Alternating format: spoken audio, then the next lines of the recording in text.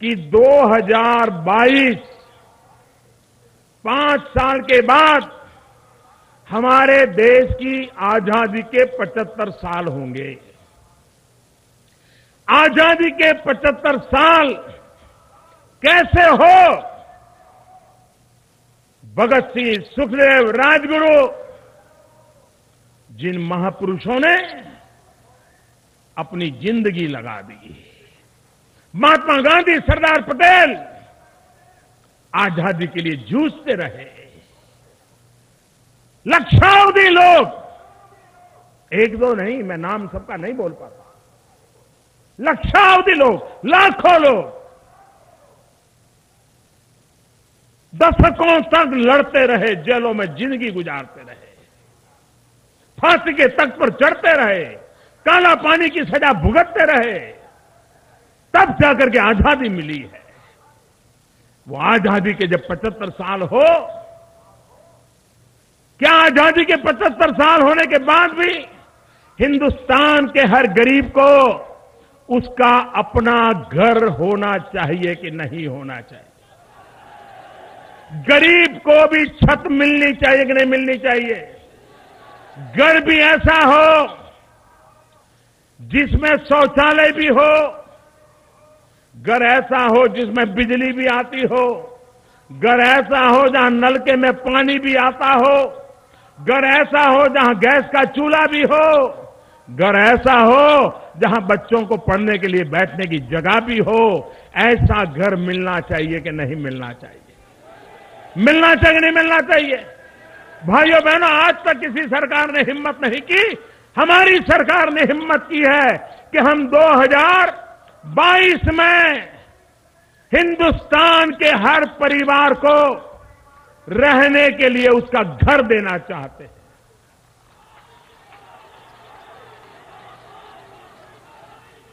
भाइयों बहनों, उत्तर प्रदेश में 30 लाख परिवार हैं।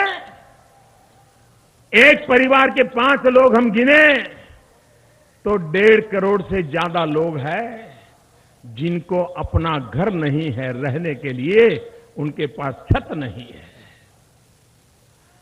भाइयों बहनों, मुझे बताइए, जब भारत सरकार उत्तर प्रदेश सरकार को चिट्ठी लिखती है कि 30 लाख लोग कौन हैं, उनकी सूची भेजिए, हम आपको पैसे देना चाहते हैं, हम मकानों का काम शुरू करना चाहते हैं, सरकार ने नाम भेजने चाहिए कि नहीं भेजने चाहिए? गरीबों के लिए काम करना चाहिए कि नहीं करना चाहिए? भाइयों, गरीब का कोई धर्म संप्रदाय नहीं होता है। गरीब बेचारा गरीब होता है, उसे तो 2 टाइम खाना मिले, रहने को घर मिले, बच्चों को पढ़ाई मिले, नौजवानों को रोजगार मिले, एक अच्छी सी जिंदगी गुजारने का सपना होता है। हम ये पूरा करना चाहते हैं। कोई भेदभाव के बिना, न धर्म का भेदभाव, न जाति का भेदभाव, न शहर और गांव का भेदभाव, गरीब यानी गरीब एक ही तराजू से तोला जाएगा, गरीब यानी गरीब। भाइयों बहनों, मुझे दुख के साथ कहना पड़ेगा, काम बोलते हैं कि कारनामे बोलते हैं। अखिलेश जी, हमें हमारी सरकार ने आपको 13 चिट्ठियां लिखी, 13। हमारे शहरी विकास मंत्री ने चिट्ठियां लिखी। उत्तर प्रदेश के शहरों में 30 लाख परिवारों को घर देने के लिए नाम की सूची दीजिए। भाइयों बहनों, उत्तर प्रदेश की सरकार नहीं दे पाई, अब गरीब को घर मैं देना चाहता हूं, कैसे मिलेगा? गरीब को घर देने में रुकावट पैदा करने वाली ये सरकार जानी चाहिए कि नहीं जानी चाहिए? जानी चाहिए कि नहीं जानी चाहिए? गरीबों को घर दिला सके ऐसी सरकार लानी चाहिए कि नहीं लानी चाहिए? भाइयों बहनों, और जब उन्होंने लिस्ट भेजा तो कितना भेजा? शहरों में 30 लाख परिवारों में से सिर्फ 11,000 का ही लिस्ट भेजा। अब आप अंदाज लगा सकते हैं 11,000 कौन होंगे, किसकी सूची बनाई होगी, कैसे पसंद किए होंगे? यही खेल खेले होंगे ना। ये बंद होना चाहिए कि नहीं होना चाहिए? भाइयों बहनों, हमारी सरकार हर घर में बिजली देना चाहती है, 24 घंटे बिजली देना चाहती है। हमने उत्तर प्रदेश के लिए करीब 18,000 करोड़ रुपया लगाना तय किया ताकि हर घर में 24 घंटे बिजली मिले। आप हैरान होंगे, उत्तर प्रदेश की सरकार भारत सरकार के पैसों का भी खर्चा नहीं कर पाई। पैसे ऐसे कैसे सड़ रहे हैं और लोग अंधेरे में जी रहे हैं। भाइयों बहनों, काम कैसे होना चाहिए, उनको काम की परवाह नहीं है। मैं आज मेरे गरीब भाइयों बहनों को कहना चाहता हूं, जरा आप विचार कीजिए, राजनीति में वादे करने वाले दल चुनाव में आते हैं, जाति जाति के भांति भांति के भाषण भी करते हैं। जब मैं लाल किले से प्रधानमंत्री बनने के बाद बोल रहा था और लोगों को मैंने कहा कि आप कमाते हैं, पैसे हैं, घर में 2-2 गाड़ियां हैं, आप गैस की सब्सिडी क्यों लेते हो? गैस की सब्सिडी छोड़ दो, मैं गरीब को गैस देना चाहता हूं। भाइयों बहनों, मेरे देश के 1.25 करोड़ परिवारों ने, 1.25 करोड़ परिवारों ने गैस की सब्सिडी छोड़ दी और मैंने फैसला किया कि मैं गरीब मां जो लकड़ी का चूल्हा जला करके खाना पकाती है, उसके शरीर में लकड़ी का चूल्हा जलाने के कारण खाना पकाते समय जो धुआं होता है, गरीब मां के शरीर में एक दिन में 400 सिगारेट का धुआं उसके शरीर में जाता है। 400 सिगारेट का धुआं उस गरीब मां के शरीर में जाता है। जब मां खाना पकाती है, छोटे छोटे बच्चे वहां खेलते हैं, ये धुआं उन छोटे छोटे बालकों के शरीर में भी जाता है।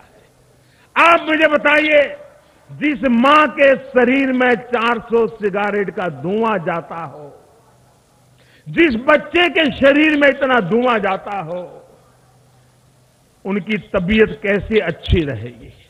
वो बीमार होगी कि नहीं होगी? उन गरीब मां को कौन बचाएगा?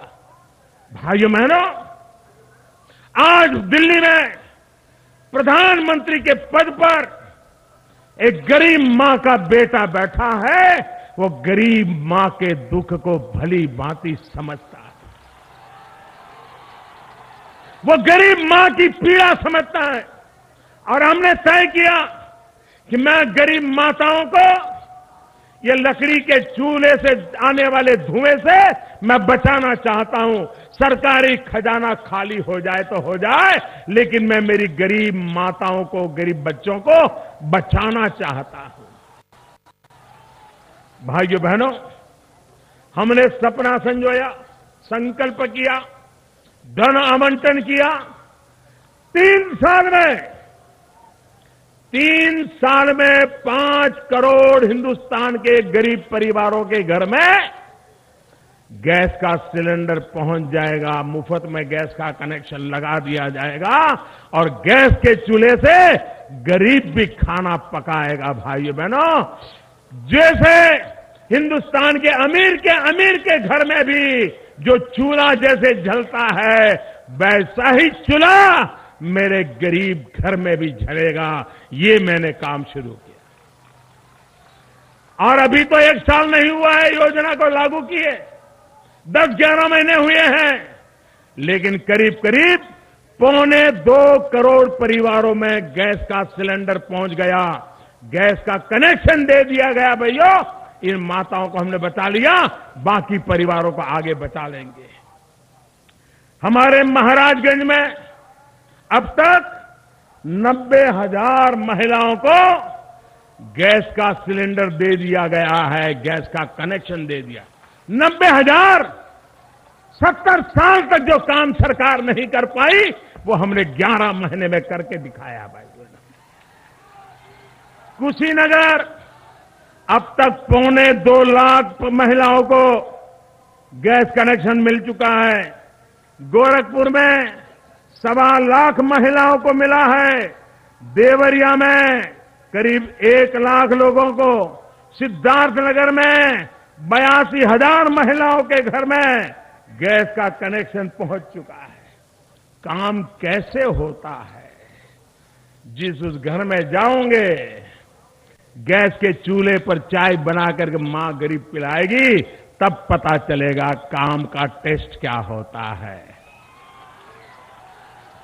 उस चाय के टेस्ट में कैसे काम की महक आ रही है, ये पता चल जाएगा भाइयों बहनों। उसके लिए टीवी में इश्तेहार नहीं देना पड़ता, चाय की चुस्की में ही पता चल जाता है कि काम कैसे होता है। भाइयों बहनों, हमारे देश में गरीब से गरीब भी बिजली का जो बल्ब उपयोग करता है, वो ज्यादा बिजली का बिल देता है। गरीब को कम बिजली का बिल आए, ऐसा लट्टू चाहिए, ऐसा पंखा चाहिए, ताकि महीने भर में उसके 100-200 रुपया, 250 रुपया बच जाए, बिजली का बिल कम हो जाए, तो उन पैसों से घर के छोटे बच्चों को वो दूध पिला सके। और इसलिए हमने बिजली की बचत करने वाले, बिजली के बिल को कम लाने वाले एक नए प्रकार के एलईडी बल्ब आते हैं, वो एलईडी बल्ब लगाने का अभियान चलाया। भाइयों बहनों, पहले की सरकार की थी तब भी एलईडी बल्ब था, लेकिन जब कांग्रेस की सरकार थी तो एलईडी बल्ब बिकता था, वो लट्टू बिकता था 350-400 रुपये में। हमने एलईडी बनाने वालों को बुलाया, हमने बताओ कितना खर्चा होता है। हमने कहा गरीब को लूटते हो, क्या समझते हो? हिसाब लेना शुरू किया, जरा पूछताछ शुरू की, वो तता भपा करने लगे। मैंने कहा सही बताइए क्या हो रहा है, बताओ। 350-400 रुपये कैसे मारते हो तुम लोगों से? भाइयों बहनों, मैं पीछे पड़ गया, हिसाब पक्का कर लिया। जो एलईडी बल्ब 400 रुपये में बिकता था, आज 80 रुपये में बिकना शुरू हो गया। सरकार गरीब के लिए काम कैसे करती है, ये जीता जागता उदाहरण है। और उसके कारण आज हिंदुस्तान में 21 करोड़ लट्टू, 21 करोड़ बल्ब एलईडी के लग चुके हैं। भाइयों बहनों, पूरे देश में हम इस काम के लिए लगे हुए हैं। और जो 21 करोड़ एलईडी के बल्ब लगे हैं ना, उजाला ज्यादा आया, बिजली का खर्चा कम आया।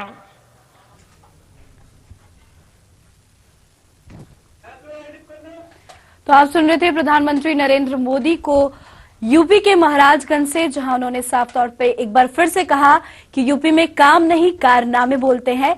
और वहीं लगातार आरोप प्रत्यारोप का दौर जारी रहा और कांग्रेस के साथ साथ समाजवादी पार्टी को भी खूब कोसा और उनके कारनामे गिनवाए।